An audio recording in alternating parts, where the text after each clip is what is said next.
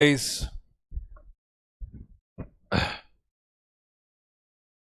okay, people joining in, quickly comment and let me know, am I audible? People who are joining in, quickly comment and let me know if I am audible. Hi everyone.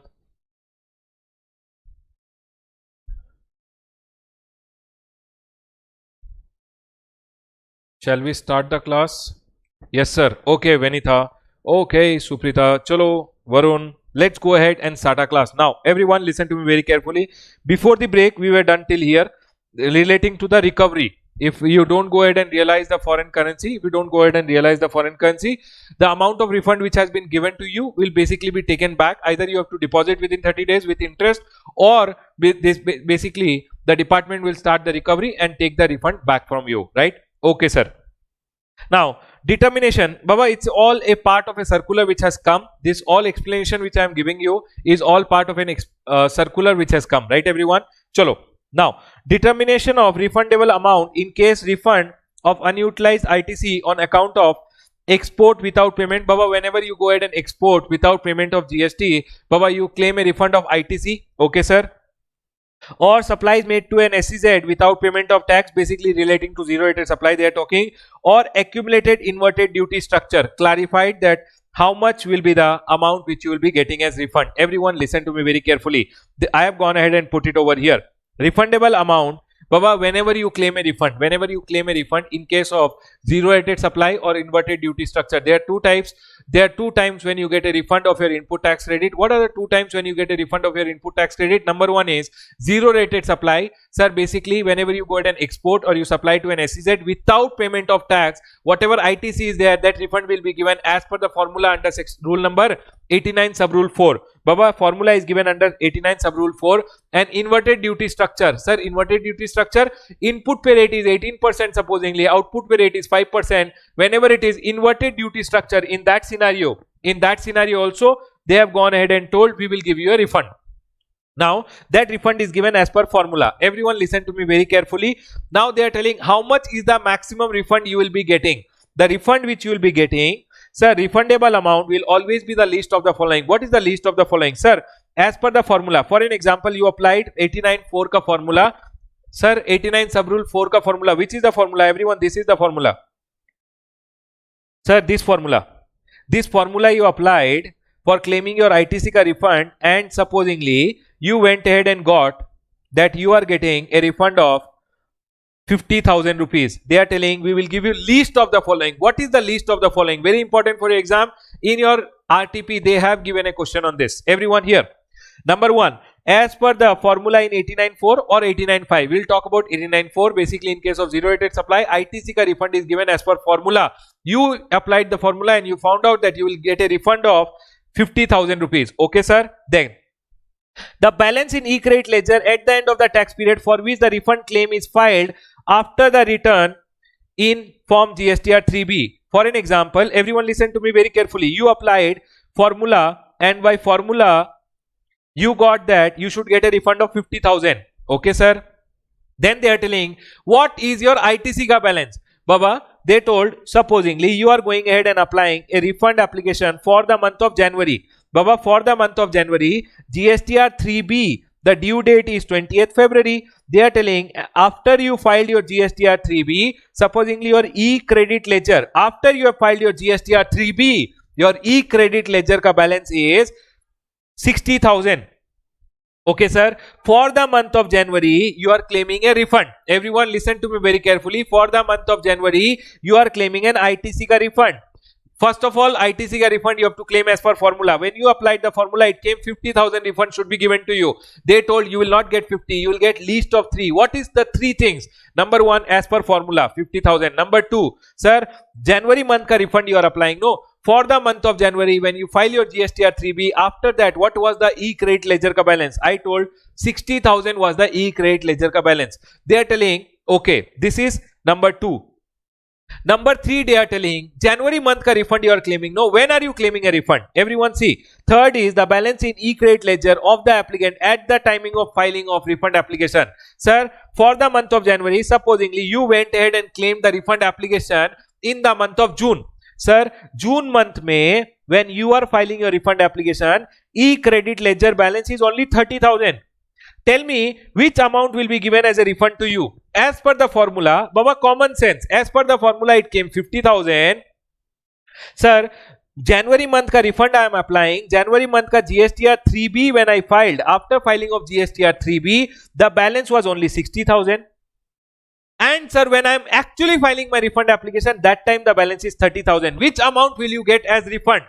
They are telling list of the following three will be given. Sir, list means 30,000 will be given as a refund to you. Sir, refund claim you are filing in the month of June. Then the e-credit ledger balance. Third, e-credit ledger balance is 30,000. You will get 60, 50 or 30, whichever is lower. So you'll get 30,000 as a refund. I hope everyone is clear. देखिए यहाँ क्या बोल रहे हैं ये बोल रहे हैं सर, जब भी refundable amount shall be least of the following, जब भी आप रिफंड क्लेम करोगे रिफंड हमेशा तीनों का लोएस्ट मिलेगा. सर कौन सा तीन अमाउंट, देखिए यहाँ पे ये बोल रहे हैं as per the formula. Sir formula जब हमने लगाया, सर जब हमने फॉर्मूला लगाया 89.4 का फॉर्मूला, तो सर अमाउंट दिखा 50,000 का रिफंड मिलना चाहिए as per the formula. Sir जब हमने देखा कि जो मंथ का सेकेंड बोल रहा है balance in E credit ledger at the end of the tax period for which refund claim, sir आप रिफंड क्लेम समझ लीजिए कर रहे हो जनवरी मंथ का रिफंड क्लेम जब कर रहे हो at the end of the tax period for which refund claim is being filed after the return GSTR 3B. So basically January month का GSTR 3B जाएगा 20th फरवरी को. आप 20th फरवरी के बाद देखिए ई क्रेडिट लेजर का बैलेंस समझ लीजिए 30,000 रुपीज है. Okay sir. देन सर जनवरी मंथ का एक्चुअली रिफंड एप्लीकेशन जो आप फाइल कर रहे हो ना, आप एप्लीकेशन समझ लीजिए फाइल कर रहे हो इन the month of July, because refund application can be filed with in 2 years. Sir मैंने जुलाई में जब रिफंड एप्लीकेशन फाइल किया तो सर मेरा ई क्रेडिट लेजर का बैलेंस था सर 20,000. तो वो बोल रहे हैं सर आपको जो रिफंड मिलेगा वो इन तीनों का लोएस्ट मिलेगा. लोएस्ट मतलब सर 50,000, 30,000 और 20,000. 20,000 रुपीज ही आपको रिफंड दिया जाएगा. कॉमन सेंस है बाबा, आपके अगर ई क्रेडिट लेजर में 20,000 है तो आपको रिफंड कितना मिलेगा? 20,000 ही मिलेगा, लोएस्ट मिलेगा. Are we clear everyone? Yes sir. Listen to me very carefully now. ये तो कॉमन सेंस था. अब ये बोल रहे हैं जब आप रिफंड वो 20,000 रुपीज का ले रहे हो तो सर आपको वो आईजीएसटी से रिफंड देंगे या सीजीएसटी दे देंगे या एसजीएसटी से देंगे? तो वो बोल रहे हैं जब आप ये 20,000 रुपीज रिफंड ले रहे हो तो ये ई क्रेडिट लेजर से आपको दिया जाएगा. सर 20,000 रुपीज आपको सीजीएसटी से दिया जाएगा या एसजीएसटी से दिया जाएगा या आईजीएसटी से दिया जाएगा? समझ लीजिए ई क्रेडिट लेजर में आपको बैलेंस है 80,000 रुपीज, तो सर आपको लोएस्ट मिलेगा. लोएस्ट कौन सा मिलेगा सर? लोएस्ट मतलब 30,000. अब ये जो 30,000 मिलेगा, ये सर 30,000 मेरे को रिफंड क्या मिलेगा? पहले आईजीएसटी पहले मिलेगा सर, सीजीएसटी मिलेगा या एसजीएसटी मिलेगा? तो उन्होंने बोला है, देखिए यहां पे बोला है after calculating the least of the amount. Sir यहां पे अगर आप एग्जांपल देख रहे हो लीस्ट ऑफ द अमाउंट 30,000 है, debit in the E credit ledger, आपके ई क्रेडिट लेजर से आपको अमाउंट रिफंड किया जाएगा. कितना क्या दिया जाएगा? पहले आईजीएसटी दिया जाएगा. पहले जितना आईजीएसटी है फुल आपको यूज कर लिया जाएगा. सो 30,000 will be paid out of IGST. तो देखिए मैंने यहां पे एक एग्जांपल बनाया. फिर आपको सीजीएसटी एंड एसजीएसटी दिया जाएगा इक्वली. सर देन क्या यूज किया जाएगा? CGST and SGST equally to the extent of the balance. और सर बैलेंस जो अमाउंट होगा वो या सीजीएसटी से या एसजीएसटी से कहीं से भी दे देंगे. सर समझते हैं. समझ लीजिए सैंक्शन अमाउंट 30,000 है, रिफंड कितना सैंक्शन हुआ आपको? सर 30,000 हुआ. मेरा एग्जांपल में आप देख लीजिए सर 89 फॉर्म का फॉर्मूला था 50,000. एक्चुअली ई क्रेडिट लेजर का बैलेंस जब रिफंड एप्लीकेशन दे रहे थे 80,000 था. सर यहां पे GSTR 3B at the end of the tax period जिसके लिए मैं रिफंड फाइल कर रहा हूं उसमें 30,000 था. तो 30,000 का रिफंड आपको मिलेगा. 30,000 जो है वो पहले किससे देंगे? सर पहले आईजीएसटी से देंगे आपको रिफंड, फिर सीजीएसटी और एसजीएसटी से इक्वली देंगे, और फिर अगर और कुछ बैलेंस आपको रिफंड करना है तो बेसिकली या तो सीजीएसटी या एसजीएसटी जिसमें बैलेंस बचा है उससे दे देंगे. देखिए यहां पे लिखा हुआ है सर बैलेंस एंड अमाउंट. समझ लीजिए आपको 30,000 रिफंड करना है. तो सर केस नंबर 1 30,000, सर 30,000 ही देना है. आईजीएसटी का बैलेंस कितना है? सर आईजीएसटी का बैलेंस 30,000 है. डायरेक्ट 30,000 आपको 30,000 आईजीएसटी से दे दिया जाएगा, सीजीएसटी और एसजीएसटी में बैलेंस बच जाएगा. सो बेसिकली वो बोल रहे हैं जब आपको रिफंड दिया जाएगा ई क्रेडिट लेजर से तो किसको हटा दिया जाएगा? आईजीएसटी टोटल रिफंड कर दिया जाएगा 30,000. Are we clear? Yes sir. Sir second case समझ लीजिए आईजीएसटी आपके पास 20,000 ही है तो पहले 20,000 आईजीएसटी दे देंगे पूरा. रिमेनिंग 10,000 और देना है आपको. सर आपको कितना रिफंड देना था? 30,000 देना था सेकेंड सिनारियो में. सर 20,000 रुपीज IGST है, तो टोटल IGST आपको रिफंड कर दिया जाएगा। रिमेनिंग 10,000 रुपीज CGST और SGST से इक्वली दिया जाएगा। तो 5,000 CGST, 5,000 SGST, इट मींस आपके पास कितना बैलेंस बच जाएगा ई क्रेडिट लेजर में? सर रिफंड आपको मिल जाएगा 30,000 इन कैश। सर जो बैलेंस ई क्रेडिट लेजर में बच जाएगा वो है 5,000 CGST and 5,000 SGST। Sir next case number 3, sir आपको बैलेंस रिफंड मिलना चाहिए 30,000, करेक्ट? यहां पे IGST का बैलेंस है 10,000, तो सर पहले 10,000 यूज कर लीजिए। रिमेनिंग 20,000 आपको देना है। 20,000 ये बोल रहे हैं CGST और SGST में 20,000 है। सर किससे दिया जाएगा? पहले CGST और SGST से 5,000 दे देंगे इक्वली। सर अब CGST में बैलेंस है ही नहीं, लेकिन फिर भी मेरे को 10,000 रुपीज और मिलना है। किससे देंगे? वो देंगे 10,000 रुपीज जिसमें भी बैलेंस है। बेसिकली जब भी आपको रिफंड दिया जाएगा, सर रिफंड फर्स्ट आपको IGST से दिया जाएगा, फिर CGST SGST से इक्वली दिया जाएगा, फिर अगर CGST में बैलेंस है तो CGST से दे देंगे, अगर SGST में बैलेंस है तो SGST से दे देंगे। That's it, they have told. I hope people are clear. जल्दी जल्दी कमेंट करके बताइए सर समझ में आ गया, नहीं आया, क्लियर हुआ, नहीं हुआ? Quickly everyone, clear everyone, can I go ahead? Can I go ahead everyone quickly? चलें आगे, क्लियर है? बाबा ये 3 एग्जांपल करके जाइएगा, very very important for your exam. Definitely वो एक स्मॉल क्वेश्चन पूछेंगे, राइट एवरीवन? चलिए next, bunching of refund. Sir bunching of refund क्या बोल रहे हैं? Everyone listen to me very carefully, समझ लीजिए। बाबा आप अगर रिफंड एप्लीकेशन फाइल कर रहे हो, आपको रिफंड एप्लीकेशन फाइल करना है फॉर एन एग्जांपल जनवरी, फरवरी, मार्च एंड अप्रैल, मई, जून। सर ये हो गया 2019-20, ये हो गया 2021 फाइनेंशियल ईयर। 2019-20 हो गया, ये हो गया फाइनेंशियल ईयर 2021। बाबा वो बोल रहे हैं 2 क्वार्टर का अगर आप बंच करके, समझ लीजिए आप एक ही रिफंड एप्लीकेशन लगा रहे हो, can you do that? Earlier it was not permitted कि 2 क्वार्टर जो 2 डिफरेंट ईयर्स में है आप उसके लिए रिफंड एप्लीकेशन लगाओगे, but now they have gone ahead and told bunching of 2 quarters across 2 financial year have been permitted. Basically इनके लिए आप RFD रिफंड एप्लीकेशन जो फाइल करोगे, एक रिफंड एप्लीकेशन फाइल कर सकते हो। 2 ईयर को आप बंच करके भी रिफंड एप्लीकेशन लगा सकते हो। That's it, has been clarified, और कुछ नहीं है। बोल रहे हैं restriction on bunching of refund claim covering different tax period across different financial year now has been relaxed। पहले ये अलाउड नहीं था, आपको इस ईयर के लिए सेपरेट एप्लीकेशन देना पड़ता था, इस ईयर के लिए सेपरेट एप्लीकेशन। अब वो बोल रहे हैं बंच करके आप एक एप्लीकेशन दे सकते हो, चाहे वो 2 क्वार्टर 2 डिफरेंट फाइनेंशियल ईयर में फॉल करते हैं, no problem, you can give 1 refund application. That's it, have been told. यहां पे एक एग्जांपल भी है, देख लीजिए। ये बोल रहा है a person opting for GSTR1 on quarterly basis can apply for refund on a quarterly basis or clubbing successive quarter, and this quarter may spread across different financial year. Thus he can file refund application for quarter Jan to March and April to July to September while filing the refund application। वो 2 quarter को bunch करके एक refund application दे सकता है, चाहे वो 2 quarter 2 financial year में भी हो, कोई प्रॉब्लम नहीं है। Next, refund of accumulated ITC on account of reduction in GST rate. Everyone listen to me very carefully. Sir क्या हो रहा था, मैं एक ट्रेडर हूं and I am into the business of selling pen. Everyone listen to me very carefully. मैं एक trader हूं जो पेन बेचता है, राइट? सर जब मैं पेन बेच रहा हूं तो पेन का रेट है 18%। ओके, मैं जब पेन परचेज कर रहा हूं तो रेट है 18%। सर मैं जब सेल कर रहा हूं तब भी रेट है 18%। लेकिन क्या हुआ, गवर्नमेंट ने रेट रिड्यूस कर दिया और नाउ पेन का रेट रिड्यूस करके गवर्नमेंट ने बोला है 12%। तो मेरा आउटपुट का रेट हो गया 12%, इनपुट का रेट हो गया 18%। तो ट्रेडर्स ने बोला सर रिफंड मिलेगा क्या? तो गवर्नमेंट ने क्लैरिफाई किया कि इस सिचुएशन में रिफंड नहीं मिलेगा, it is not inverted duty structure.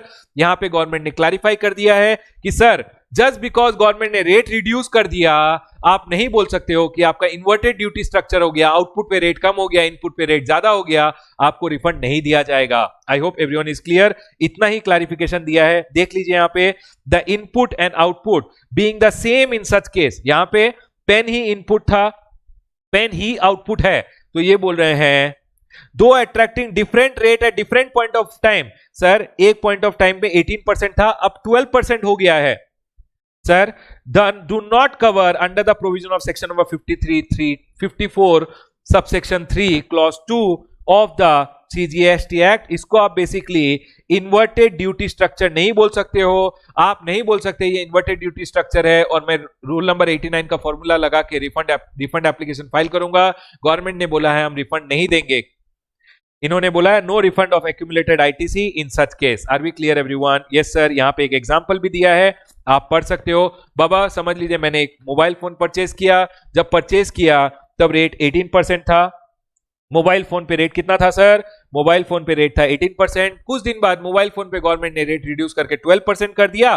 तो मैं बोल रहा हूं ये इन्वर्टेड ड्यूटी स्ट्रक्चर का केस हो गया। गवर्नमेंट ने बोला ये इन्वर्टेड ड्यूटी स्ट्रक्चर का केस नहीं है, यहां पे इनपुट और आउटपुट सेम है। बेसिकली अगर आप इनपुट को लाते हो, उससे प्रोसेसिंग करके एक नया आइटम बनाते हो और वो नया आइटम पे रेट कम है, तब आप इन्वर्टेड ड्यूटी स्ट्रक्चर बोल सकते हो। यहां पे इनपुट और आउटपुट सेम है, it is not a case of inverted duty structure. आपको रिफंड नहीं मिलेगा ऑफ योर आईटीसी, आपको रिफंड नहीं मिलेगा। That's it, has been clarified. बोला इनपुट और आउटपुट सेम होने से रिफंड कभी भी नहीं मिल सकता है इन्वर्टेड ड्यूटी स्ट्रक्चर में। अगर आप इनपुट खरीद के लाए, उस पे रेट था 18%, आपने कुछ प्रोड्यूस किया और प्रोडक्ट्स जो बना है उस पे रेट लेस है, तो आप इन्वर्टेड ड्यूटी स्ट्रक्चर बोल के अपना आईटीसी का रिफंड मांग सकते हो as per the formula under rule number 89। But in this scenario since the input and समझ लीजिए आपने मोबाइल लाया, मोबाइल पे रेट 18% था, जब सेल किया तब मोबाइल का रेट गवर्नमेंट ने रिड्यूस करके 12% कर दिया, इसको इन्वर्टेड ड्यूटी स्ट्रक्चर नहीं बोलेंगे, आईटीसी का रिफंड आपको नहीं मिलेगा। Simple. Can we go ahead? चलिए आगे बढ़ते हैं। Next, refund of ITC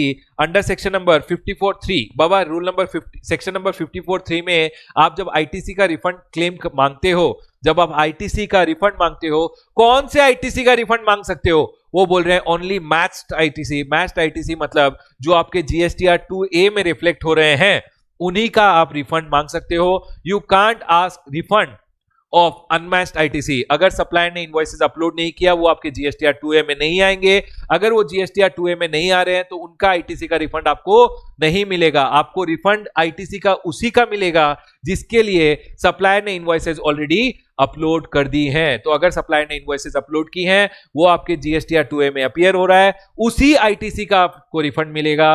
unmatched ITC का रिफंड आपको नहीं मिलेगा। ये क्लैरिफिकेशन आया है। Refund of matched ITC only. अगर जीएसटीआर 1A में सप्लायर ने शो नहीं किया है और आपके जीएसटीआर 1 में सप्लायर ने शो नहीं किया है और वो आपके 2A में अपीयर नहीं हो रहा है, उस आईटीसी का आपको रिफंड नहीं दिया जाएगा under section number 54। Are we clear? Section number 54 subsection 3 में जब आपको आईटीसी का रिफंड मिलता है, कौन से आईटीसी का रिफंड मिलता है? Matched ITC only. That's all, is a small clarification, not very important, but ठीक है, आपको ध्यान रखना चाहिए। ये क्लैरिफिकेशन जो आया है, clarification is very very important. एक small question in your RTP भी है, आरटीपी में एक स्मॉल क्वेश्चन दिया हुआ है, आपको करके जाना है, डोंट लीव इट। देखिए, clarification in respect of certain challenges faced by registered person in implementation of provision of GST law। क्या बोल रहा है यहां पे? ये बोल रहा है issue an advance is received for a service contract which was subsequently cancelled। बाबा सुनिए, मैं एक सर्विस प्रोवाइडर हूं, सर्विस प्रोवाइडर, ये एक सर्विस रेसिपिएंट है, इसने मेरे को एडवांस दिया। मैंने क्या किया, जब एडवांस मिला मेरे को, मैंने देखिए यहां पे क्या बोल रहा है, the supplier has issued N invoice before the supply of service. मेरे को एडवांस मिलते ही मैंने क्या किया, इनवॉइस इशू कर दिया। इनवॉइस में मैंने जीएसटी चार्ज किया। बेसिकली मेरे को एडवांस में ही मिल गया अमाउंट, तो जैसे ही मेरे को एडवांस में अमाउंट मिला, मेरे को जीएसटी पे करना ही था, तो मैंने क्या किया, इनवॉइस इशू कर दिया। जब मैंने इनवॉइस इशू कर दिया तो मैंने उसको जीएसटी भी चार्ज कर दिया, और मैंने क्या किया, ये जीएसटी को जनवरी मंथ सपोजिंगली मेरे को मिला था एडवांस, जनवरी मंथ में जीएसटी मैंने गवर्नमेंट को पे कर दिया, गवर्नमेंट को मैंने जीएसटी पे कर दिया। सिंपल। अब क्या हो रहा है, subsequently got cancelled. Sir, the supplier has issued the invoice before supply of service and paid the GST thereon. Basically क्या हुआ, मेरे को एडवांस मिला, मैंने इनवॉइस इशू किया, जीएसटी चार्ज किया, बेसिकली मेरे को एडवांस मिल चुका था ऑलरेडी सर्विस के लिए, मैंने जीएसटी गवर्नमेंट को पे कर दिया। अब क्या हुआ, सब्सिक्वेंटली कॉन्ट्रैक्ट कैंसिल हो गया, सर्विस रिसिपिएंट बोला हमको सर्विस नहीं चाहिए। ओके, तो गवर्नमेंट ने बोला whether he can claim refund of tax paid और he is required to adjust his liability in his return. In this scenario sir क्या पूछ रहे हैं, क्या आप जो टैक्स दिए हैं उसका रिफंड एप्लीकेशन फाइल करेंगे और he is required to adjust his liability. तो उनके लिए उन्होंने क्लैरिफिकेशन दिया है। क्लैरिफिकेशन क्या दिया है, आप इश्यू कीजिए credit note, declare in the month of issue. समझ लीजिए आपका कॉन्ट्रैक्ट कैंसिल हो गया, फरवरी में आपको मालूम चला कि कॉन्ट्रैक्ट कैंसिल हो गया, तो बाबा आप एक काम कीजिए, आप इसको एक क्रेडिट नोट इशू कर दीजिए, क्रेडिट नोट इशू कर दीजिए। इस क्रेडिट नोट को फरवरी मंथ के रिटर्न में दिखाइए, और जब आप फरवरी मंथ में दिखाओगे, समझ लीजिए फरवरी में आपका output tax liability, listen to me carefully, आपका आउटपुट टैक्स लायबिलिटी अगर 1000 रुपीज था, ये क्रेडिट नोट में आपने जीएसटी दिखाया 200 रुपीज, तो ये 200 रुपीज एडजस्ट हो जाएगा बेसिकली, और फरवरी मंथ में आपको 800 रुपीज जीएसटी ही पे करना पड़ेगा गवर्नमेंट को। That's it, is the clarification कि सर आपने जब इनवॉइस इशू किया था तो जीएसटी आपने गवर्नमेंट को पे कर दिया था, सर कितना, 200 रुपीज मैंने जनवरी में ही पे कर दिया। लेटर क्या हुआ, कॉन्ट्रैक्ट कैंसिल हो गया, फरवरी मंथ में मेरे को मालूम चला कि कॉन्ट्रैक्ट कैंसिल हो चुका है, तो मैं क्या करूंगा, तो गवर्नमेंट ने बोला फरवरी मंथ में आप एक काम कीजिए, आप उसको क्रेडिट नोट इशू कीजिए, क्रेडिट नोट को अपने रिटर्न में दिखाइए। रिटर्न में जब आप अपना आउटपुट टैक्स लायबिलिटी डालोगे 1000 रुपीज, जब आप क्रेडिट नोट दिखाओगे तो आपका लायबिलिटी एडजस्ट हो जाएगा, बेसिकली आपका लायबिलिटी रिड्यूस हो जाएगा and you will be liable only to pay 800 rupees. Simple है, गवर्नमेंट ने क्लैरिफिकेशन दे दिया। अब नेक्स्ट टैक्स पेयर ने पूछा, सर समझ लीजिए फरवरी मंथ में मेरा आउटपुट टैक्स लायबिलिटी है ही नहीं, तो मैं 200 रुपीज आपसे कैसे लूं। तो गवर्नमेंट ने बोला अगर फरवरी मंथ में आपका आउटपुट टैक्स लायबिलिटी नहीं है तब तो आप ये 200 रुपीज एडजस्ट नहीं कर पाओगे। सर फरवरी मंथ में मेरा आउटपुट टैक्स लायबिलिटी नील है। इन दिस सिनेरियो गवर्नमेंट ने बोला आप एक काम कीजिए, 200 रुपीज के लिए रिफंड एप्लीकेशन RFD 01 फाइल कर दीजिए एंड बाबा गवर्नमेंट आपको रिफंड दे देगी। That's all. Number 1, credit note से एडजस्टमेंट कीजिए। अगर सर आउटपुट टैक्स लायबिलिटी है ही नहीं तो कैसे एडजस्ट करूं, in that scenario you can file a refund application RFD 01। वही क्लैरिफिकेशन आया है, आपको ध्यान रखना है एग्जाम में, very important from exam point of view. देखिए पहले इशू कीजिए क्रेडिट नोट, डिक्लेयर कीजिए in the month of issue, फरवरी मंथ में आपने इशू किया, फरवरी मंथ में डिस्क्लोज कीजिए, tax liability shall be adjusted, और आपका टैक्स लायबिलिटी एडजस्ट हो जाएगा। No need to file separate refund application, आपको सेपरेट रिफंड एप्लीकेशन फाइल करने की जरूरत नहीं है। लेकिन sir however if no output tax liability, sir February month में मेरा आउटपुट टैक्स लायबिलिटी है ही नहीं, देन रजिस्टर्ड पर्सन में file refund application RFD 01। Sir अगर फरवरी मंथ में मेरा आउटपुट टैक्स लायबिलिटी नील है, इन दैट सिनेरियो 200 रुपीज आपको कैसे रिफंड मिलेगा, you have to file a refund application GST RFD 01, और वहां पे चूज कर लीजिएगा excess payment of tax, then baba they will go ahead and refund you the amount. Next question. तो sir पहला सिनेरियो क्लियर है, मेरे को एडवांस मिला, मैंने टैक्स इनवॉइस इशू कर दिया, जीएसटी गवर्नमेंट को पे कर दिया, अभी जीएसटी का क्या किया जाए, क्रेडिट नोट इशू कीजिए, एडजस्टमेंट कर लीजिए।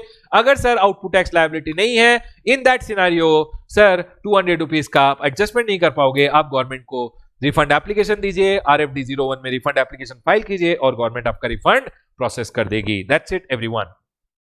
Sir can we adjust it in March, बाबा किसके लिए एडजस्ट करोगे मार्च में, when you issue the credit note only in that month you have to adjust it.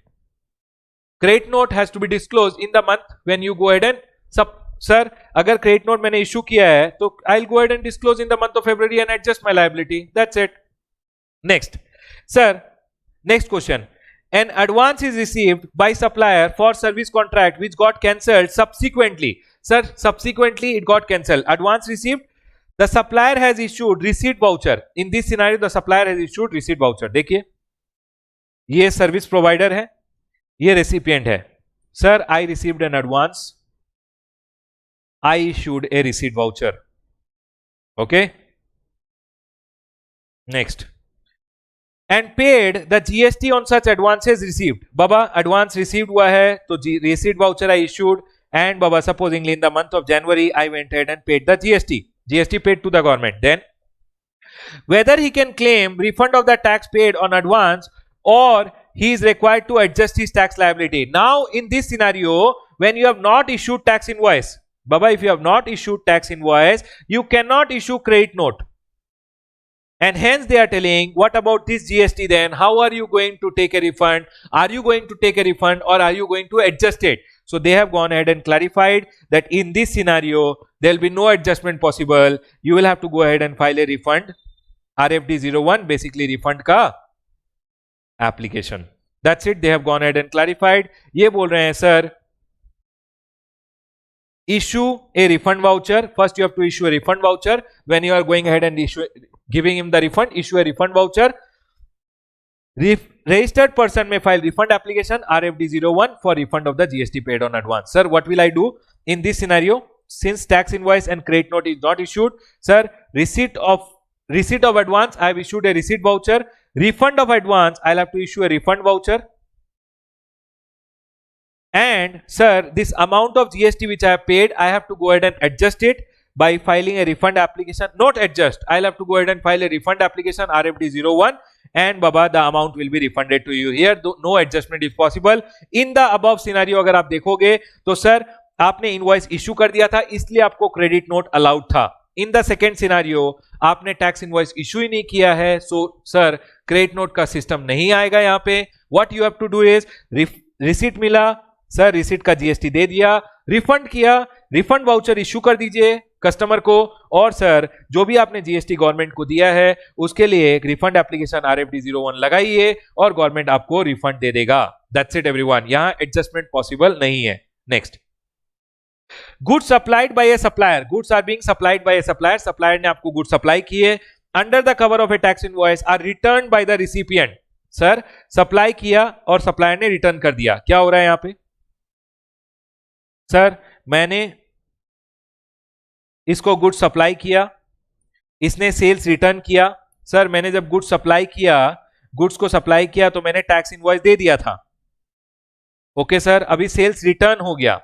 Sir तो मैं क्या करूंगा, सिंपल, आप एक क्रेडिट नोट इशू कीजिए. सर आपने जब टैक्स इनवॉइस इशू किया था, you had gone ahead and paid the GST to the government. Sir what to do now? Now you want a refund of the GST. Baba, in this scenario, you will issue a credit note to be disclosed in the month when you go ahead and issue the credit note. इसको दिखाइए अपने return में, and GST liability will be adjusted. Sir अगर उस month में liability है ही नहीं, तो आप रिफंड एप्लीकेशन फाइल कीजिए और आपको रिफंड मिल जाएगा. That's all is the clarification. Sir good supplied, देखिए बाबा क्या बोल रहा है. Sir good supplied by a supplier under the cover of a tax invoice are return by the recipient. Sir मैंने सप्लाई किया गुड्स और इसने रिटर्न कर दिया. Okay, then whether he can claim refund of tax paid और he has to adjust the liability. यहां पे clarification यही है. Sir issue a credit note under section number 34, declare in the month of issue and tax liability shall be adjusted. Sir tax liability adjust हो जाएगा, तो credit note को disclose कर दीजिए रिटर्न में और जीएसटी एडजस्ट हो जाएगा. बेसिकली क्या होगा समझ लीजिए, आपने जनवरी मंथ में जीएसटी दिया था, अभी आपको रिफंड चाहिए, तो सर रिफंड नहीं होगा, एडजस्टमेंट होगा. आप क्रेडिट नोट इशू किया समझ लीजिए फरवरी मंथ में, और might be in the month of March. जब भी आप क्रेडिट नोट इशू करते हो उस मंथ में डिस्क्लोज कर दीजिए. सर फरवरी मंथ में मैं क्या करूंगा, मेरा आउटपुट टैक्स लायबिलिटी समझ लीजिए 1000 रुपीज है, मैं अपना एडजस्टमेंट करूंगा क्रेडिट नोट का, समझ लीजिए 200 रुपीज एडजस्ट हो जाएगा and they just have to pay 800 rupees.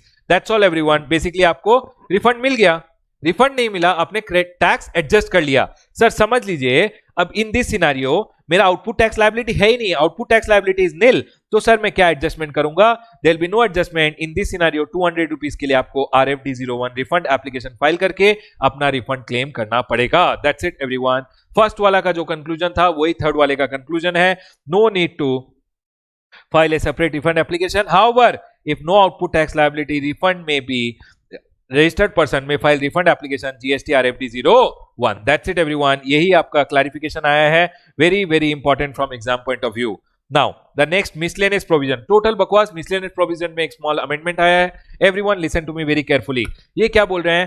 Sir, special provision with respect to certain processes. Special procedure for certain processes. Okay. Special procedure for corporate debtor undergoing the corporate insolvency resolution process under insolvency and bankruptcy code. इसके लिए मैंने एक छोटा सा note लिखा है, वो देख लीजिए. The corporate debtor who is undergoing CIRP. CIRP क्या होता है? सर CIRP होता है कॉर्पोरेट इंसॉल्वेंसी रेजोल्यूशन प्रोसेस. बाबा आपने अपने कंपनीज एक्ट में ऑलरेडी पढ़ा होगा corporate insolvency resolution process. Sir क्या होता है corporate insolvency resolution process? For an example, एक कंपनी है A लिमिटेड. सर एक कंपनी है A limited and A limited अपने डेट्स पे नहीं कर पा रही. सर A लिमिटेड अपने डेट्स पे नहीं कर पा रही है. ओके, यहां A लिमिटेड है, ए लिमिटेड अपना डेट्स पे नहीं कर पा रही है, जब ये अपना डेट्स पे नहीं कर पा रही है तो इसका नाम हम देंगे corporate debtor, corporate debtor. Okay everyone, okay sir. अब क्या होगा, ए लिमिटेड के जो क्रेडिटर्स हैं, ए लिमिटेड के जो क्रेडिटर्स हैं, बेसिकली दो टाइप के क्रेडिटर्स होते हैं, एक होते हैं फाइनेंशियल क्रेडिटर्स, एक होते हैं फाइनेंशियल क्रेडिटर्स बैंक्स वगैरह,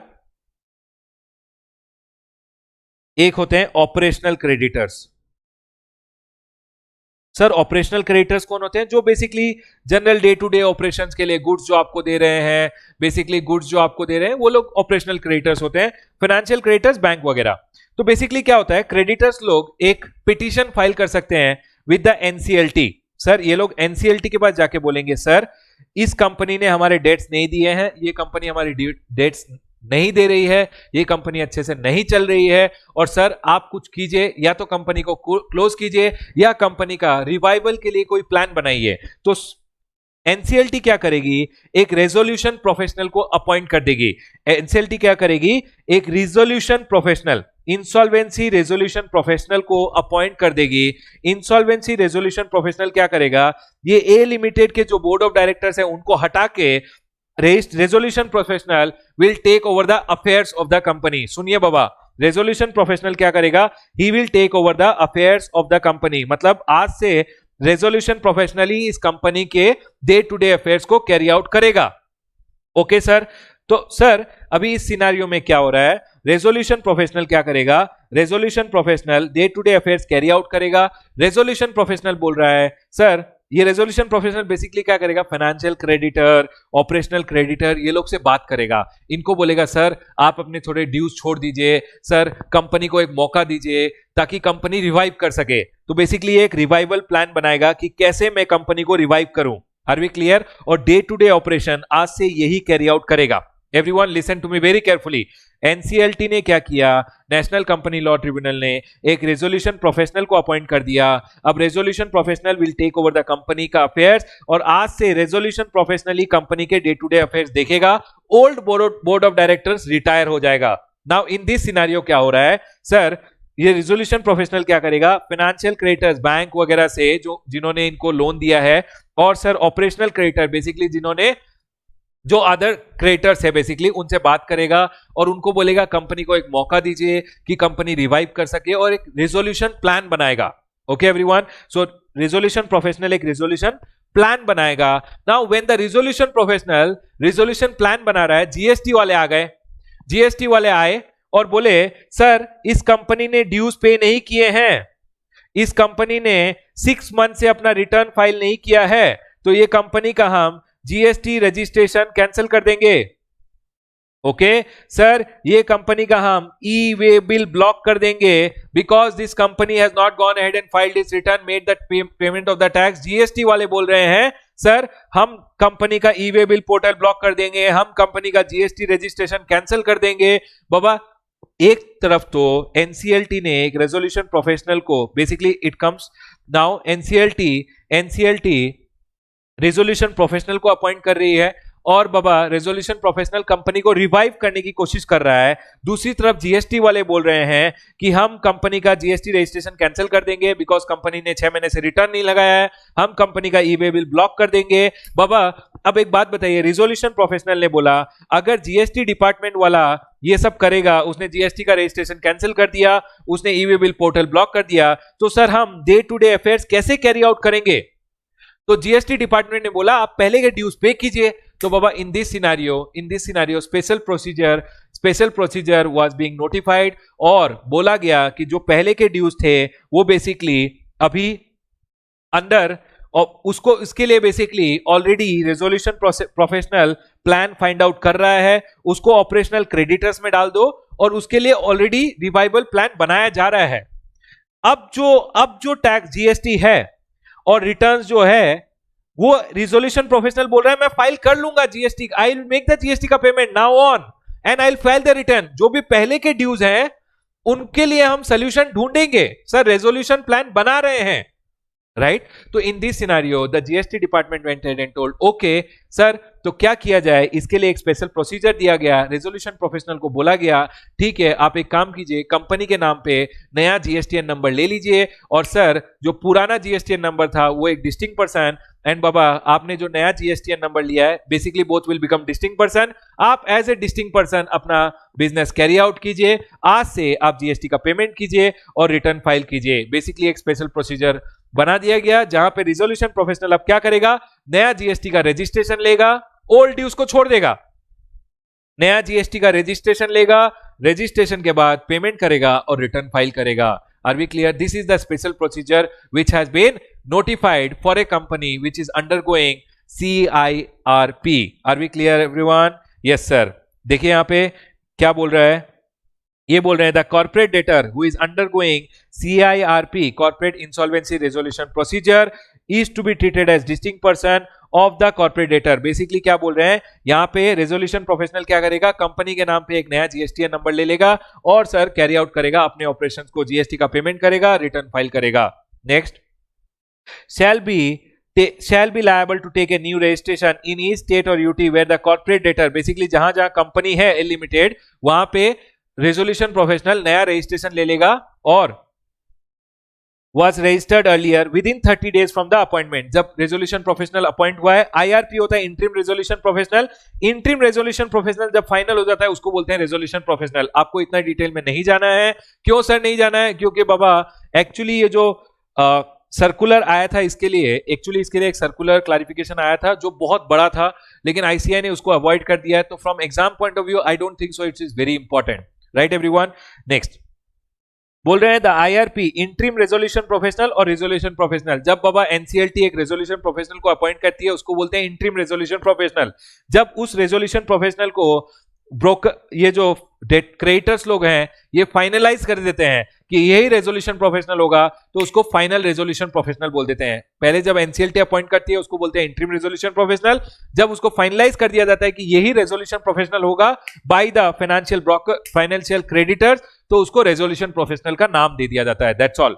तो ये क्या बोल रहे हैं, ये बोल रहे हैं द इंटरिम रेजोल्यूशन प्रोफेशनल और resolution professional will be liable to fund his returns and make GST का payment and comply with all the provision of GST law under during the CIRP process। जब corporate insolvency resolution process चल रहा होगा तब resolution professional GST का payment करेगा, GST का return लगाएगा, सारे जीएसटी का कंप्लायंसेस करेगा। कैसे करेगा सर? वो नया जीएसटी का रजिस्ट्रेशन ले लेगा जिस जिस स्टेट में ये कॉर्पोरेट डेटर ऑलरेडी रजिस्टर्ड है।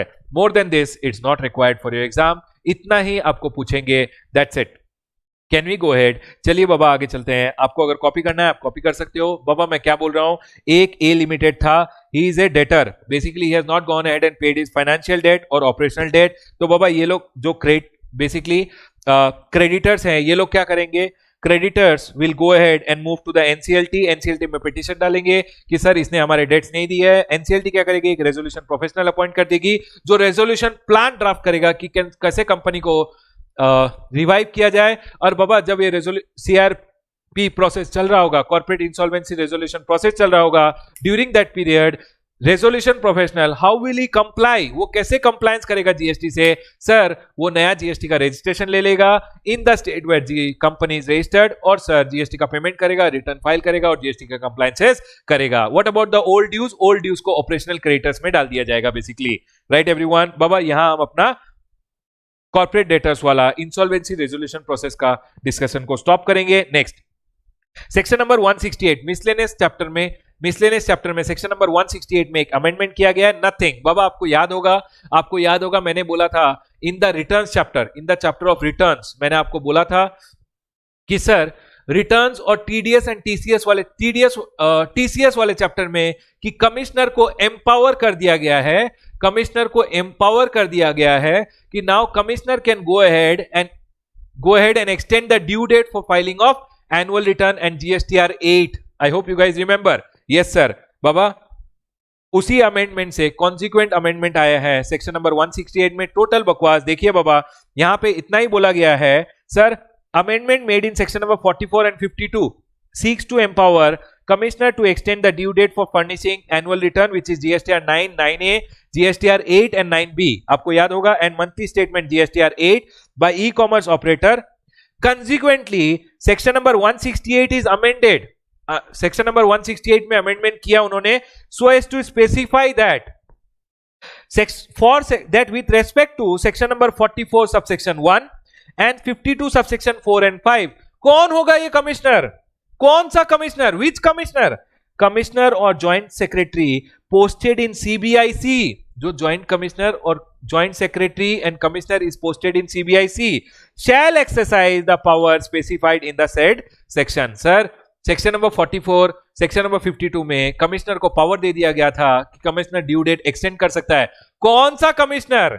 सर, कमिश्नर और joint secretary posted in CBIC is the appropriate officer who can go ahead and extend the due date. Not all commissioner can extend the due date. Commissioner or joint secretary who are posted in the CBIC can extend the due date. Just for your knowledge, not very important from exam point of view. Let's go ahead. Section number 168A एक नया section insert किया गया है जिसने government को empower कर दिया गया है कि बाबा जब भी एक सिचुएशन हो जिसमें गवर्नमेंट चाहे तो गवर्नमेंट ड्यू डेट एक्सटेंड कर सकती है.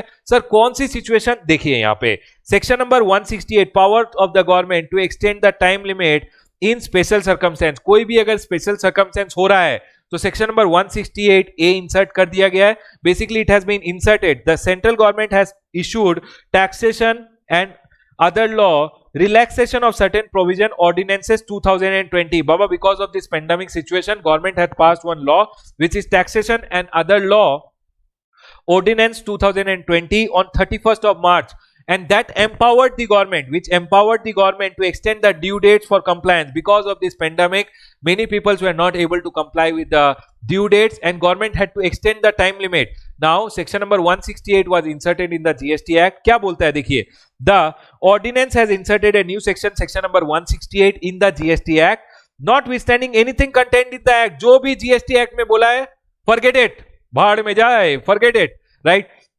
The government may, on the recommendation of council, by notification, extend the time limit specified in or prescribed or notified under this act in respect of action which cannot be completed or complied with due to force majeure. What do you mean by force majeure? देखिए यहाँ पे लिखा हुआ है, for the purpose of this explanation, for the purpose of this section, the expression force majeure means a case of war declare हो गया. अब इन war का सिचुएशन एक्ट कुछ भी बोल रहा हो, फॉरगेट इट. अगर गवर्नमेंट चाहे तो government due dates for compliances extend कर सकती है. जो भी एक्ट में बोला है, फॉरगेट इट. अगर गवर्नमेंट चाहे गवर्नमेंट ड्यू डेट्स एक्सटेंड कर सकती है. पेंडेमिक सिचुएशन हो गया, एक्ट में जो भी बोला है, फॉरगेट इट. अगर गवर्नमेंट चाहे तो गवर्नमेंट ड्यू डेट्स एक्सटेंड कर सकती है for compliances because it's a situation of force majeure. ये क्या बोल रहा है? For the purpose of this section, the expression force majeure means a case of war, epidemic, flood, drought, fire, cyclone, earthquake or any other calamity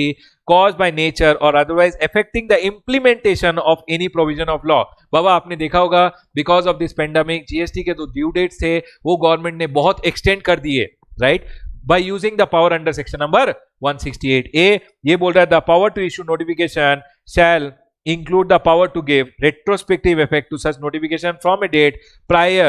Baba, basically government due date extend कर सकता है from a date prior also, but not from a date prior to the implementation of the act. Act ही आया 1st of July 2017. बाबा, उससे पहले कैसे करेगा? तो ये बोल रहा है not earlier than the date of commencement of the act. कुछ नहीं, गवर्नमेंट को पावर मिल गया है कि एक्ट में जो भी बोला हो, नथिंग, ऑल आर इररिलेवेंट. अगर गवर्नमेंट चाहे तो कंप्लायंसेस का ड्यू डेट गवर्नमेंट एक्सटेंड कर सकता है when it's a situation which is pandemic और बाबा which is an epidemic, flood, war situation etcetera. तो section number 168 provides power to the government to extend the time limit specified in or prescribed in or notified under this act in respect of an action which cannot be completed. Basically, because you are not able to comply with the due dates because due to force majeure. Force majeure means because of a war like situation, epidemic, flood, etc. उस situation में government due dates को extend कर सकती है. That's all is the power which has been given by section number 168. Total बकवास, nothing important from exam point of view. Next, section number 171. Baba, section number 171 talks about anti-profiteering. Section number 171 talks about national anti profiteering authority. Section number 171 basically बात करता है anti profiteering measure which are anti profiteering measure. Sir अगर आपको national anti profiteering authority के बारे में पढ़ना है आप जाइए www.ramesh नहीं, आप मेरे यूट्यूब चैनल पे जा सकते हैं rameshsoni.com, नहीं CA रमेश सोनी डालिए बाबा, आपको यूट्यूब चैनल मिलेगा। मेरे यूट्यूब चैनल पे मैंने नेशनल एंटी प्रॉफिटरिंग अथॉरिटी का पूरा लेक्चर डाला है, आप नेशनल एंटी प्रॉफिटरिंग का लेक्चर देख लीजिए, उधर मैंने ये अमेंडमेंट भी समझाया है। बेसिकली ये अमेंडमेंट क्या है, नेशनल सेक्शन नंबर 171 में एक अमेंडमेंट आया है जिसमें बोला है कि अगर नेशनल एंटी प्रॉफिटरिंग अथॉरिटी चाहे और अगर आप प्रॉफिटरिंग कर रहे हो, सर प्रॉफिटरिंग कर रहे हो बाबा, आप benefit of GST, basically GST का रेट 18% था तो भी आप डोसा 25 रुपीज में बेचते थे, जीएसटी का रेट 5% हो गया तो आपने डोसा का रेट रिड्यूस नहीं किया। आपने अगर रेट रिड्यूस नहीं किया और आप ये बेनिफिट अपने पॉकेट में डाल रहे हो तो आप प्रॉफिटरिंग कर रहे हो और नेशनल एंटी प्रॉफिटरिंग अथॉरिटी आपके अगेंस्ट एक्शन ले सकती है।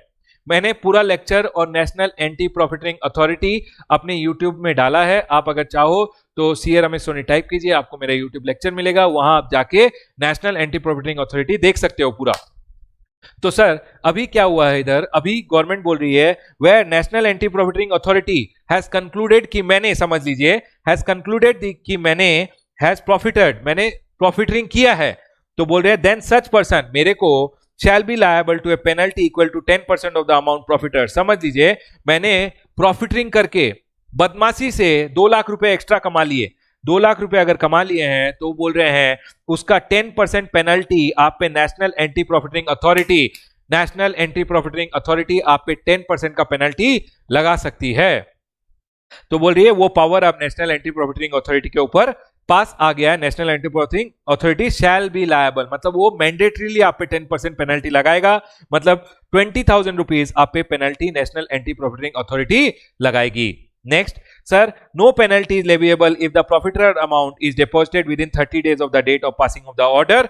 सर उसने ऑर्डर दिया, नेशनल एंटी प्रॉफिटरिंग अथॉरिटी ने आज एक ऑर्डर पास किया, मैंने देखा oh no they are telling कि मैंने प्रॉफिटरिंग किया 2 लाख रुपए का, आप जाके 30 दिन के अंदर अपना 2 लाख रुपए डिपॉजिट कर दीजिए। अगर आप 30 दिन के अंदर अमाउंट डिपॉजिट कर देते हैं तो जो पेनल्टी अमाउंट है वो आपको पे नहीं करना पड़ेगा। That's it sir, no penalty shall be leviable if the profited amount is deposited within 30 days. Sir अगर मैंने 30 डेज में डिपॉजिट नहीं किया तो आपको पेनल्टी 10% पे करना पड़ेगा of your profited amount. Sir अगर मेरे को in detail national anti profiteering authority के बारे में समझना है तो बाबा आप जाइए सीए रमेश सोनी टाइप कीजिए, in my YouTube channel you will be able to find, वहां मैंने नेशनल एंटी प्रॉफिटरिंग अथॉरिटी का एक चार्ट भी दिया है और मैंने फुल चार्ट से समझाया है, उधर मैंने ये अमेंडमेंट भी समझाया, आप उधर समझ सकते हो। Next, link for payment of taxes. बाबा ये टोटल बकवास है, समझ लीजिए, मैं समझा देता हूं आपको। एवरीवन ओवर हियर, मैंने क्या किया,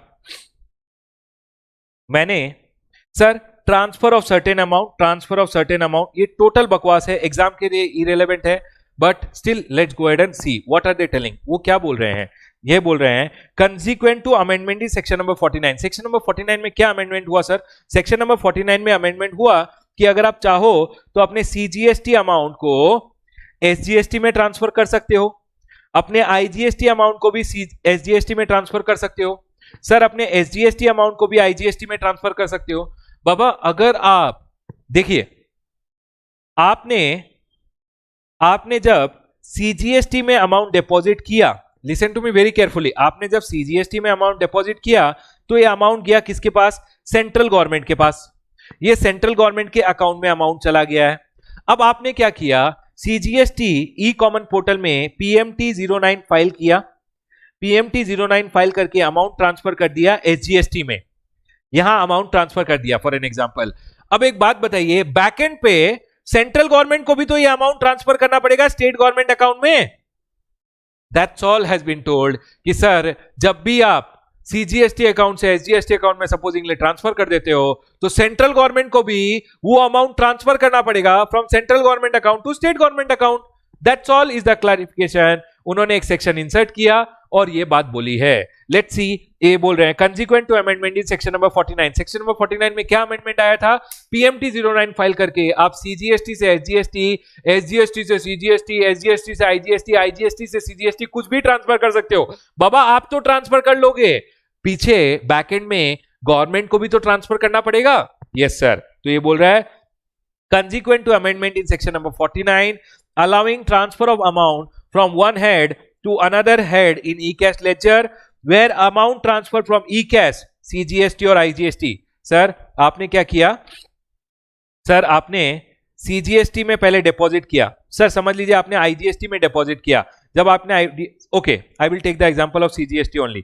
सर आपने डिपॉजिट किया CGST में 50 रुपीज, तो ये सेंट्रल गवर्नमेंट के अकाउंट में चला गया। Okay, where amount is transferred from CGST और IGST to e cash ledger in SGST। Sir समझ लीजिए आपने क्या किया, यहां से यहां PMT 09 फाइल किया और ट्रांसफर कर दिया CGST से SGST में।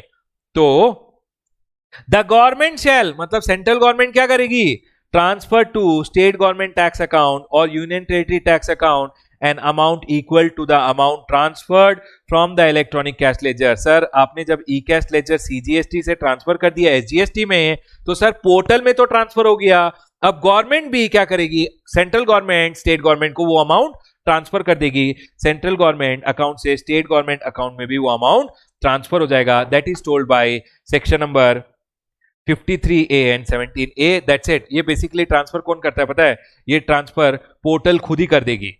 That's it. दो सेक्शन इंसर्ट कर दिए गए हैं कि सर अगर आपने CGST से SGST में अमाउंट ट्रांसफर किया फ्रॉम योर ई-कैश लेजर, जब आपने डिपॉजिट किया था, आपने डिपॉजिट किया सेंट्रल गवर्नमेंट के अकाउंट में, तब सर आप यहां से अगर पैसे यहां लेके जा रहे हो तो सेंट्रल गवर्नमेंट क्या करेगा, यहां से पैसे यहां पे ट्रांसफर कर देगा। दैट्स इट, टोटल बकवास, nothing relevant.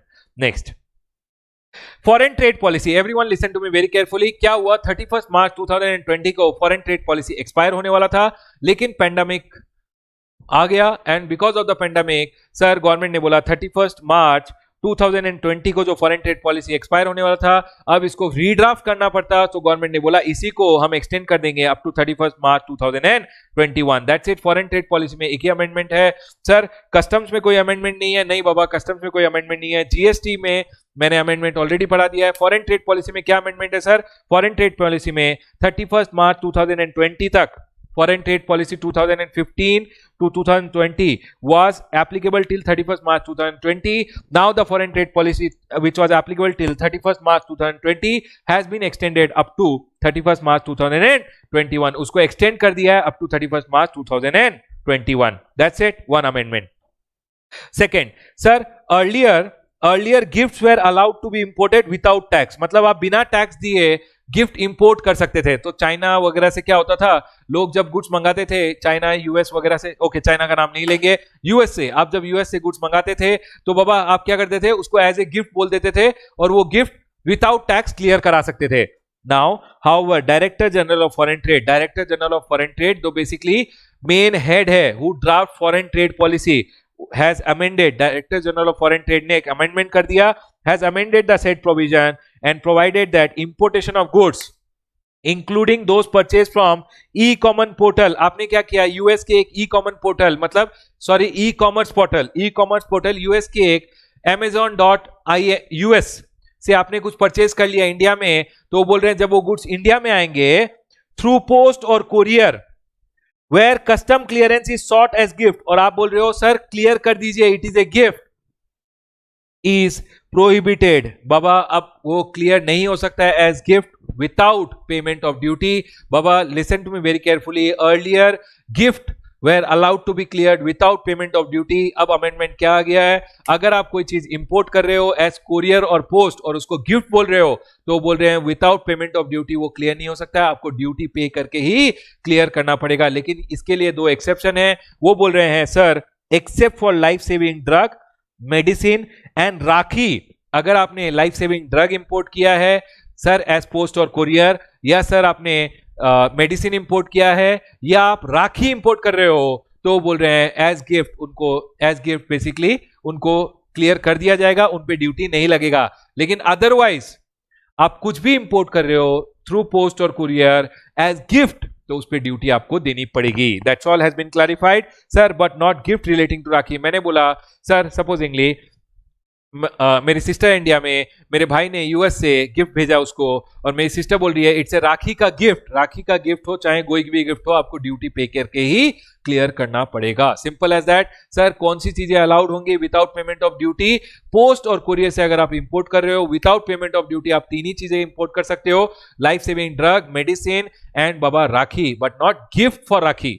Okay everyone? Yes sir. Further, importation of gift with payment of full duty applicable is permissible. Duty दीजिए, क्लियर कीजिए, simple. Can we go head everyone? Yes sir. चलिए next, exemption from IGST and GST compensation cess. बाबा IGST and GST compensation cess का exemption था। ये बोल रहे हैं इंपोर्ट अगेंस्ट एडवांस ऑथराइजेशन, जब आप अगेंस्ट एडवांस ऑथराइजेशन इंपोर्ट करते हैं for physical export where exempted from IGST and GST compensation cess. तो बाबा जब आप इंपोर्ट कर रहे हैं अगेंस्ट एडवांस ऑथराइजेशन कि सर मैं एक्सपोर्ट करूंगा, तो गवर्नमेंट बोलता था कि सर आपको आईजीएसटी और जीएसटी कॉम्पेंसेशन सेस का भी एग्जेम्पशन था अप टू 31 मार्च 2020। अब sir because foreign trade policy extend हो गया, इसको भी एक्सटेंड करके 31 मार्च 2021 कर दिया है। Similarly capital goods imported under EPCG authorisation, जब आप कैपिटल गुड्स इंपोर्ट करते थे अगेंस्ट ऑथराइजेशन तो उसका आईजीएसटी और जीएसटी कॉम्पेंसेशन सेस एग्जम्प्ट था, तो वो बोल रहे हैं सर अब वो एग्जम्पशन एक्सटेंड कर दी गई है अप टू 31 मार्च 2021। टोटल बकवास। Sir goods imported by EOU, ESTP, STP और software technology park were exempted up to 31 March, अब इस एग्जम्पशन को बढ़ा के 31 मार्च 2021 कर दिया गया है because foreign trade policy has been extended.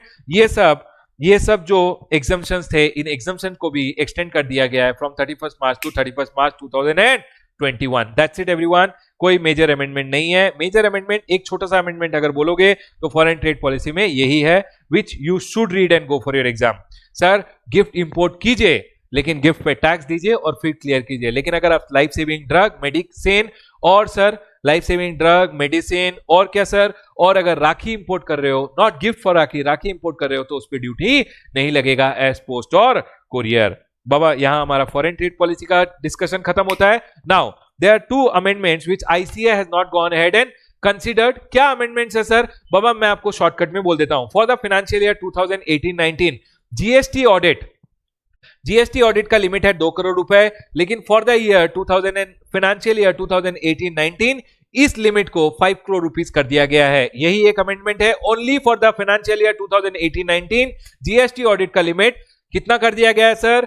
5 crore rupees. देखिए यहां पे मैंने लिख दिया है, generally a registered person is required to get audit under GST if turnover exceeds 2 crore, लेकिन only for financial year 2018-19 registered person would be required to get audit done only if his turnover exceeds 5 crore। सिर्फ 2018-19 के लिए limit को कितना कर दिया गया है सर?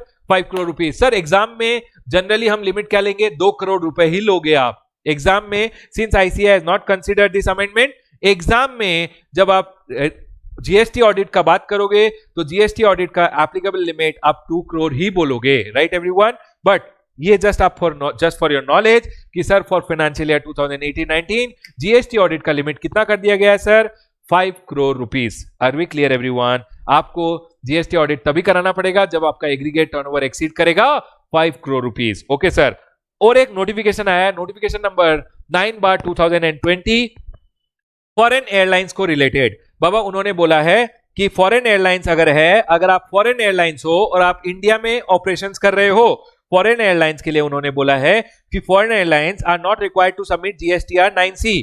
फॉरेन एयरलाइंस के लिए बोला है रिकंसिलेशन स्टेटमेंट सबमिट करने की जरूरत नहीं है। इन जीएसटीआर 9C आपको रिकंसिलेशन स्टेटमेंट सबमिट करने की जरूरत नहीं है। Okay sir. तो सर हम क्या सबमिट करेंगे? अगर आप एक फॉरेन एयरलाइंस हो, समझ लीजिए दुबई की एमिरेट्स इंडिया में ऑपरेट कर रही है, तो Emirates is a foreign airlines which is operating in India.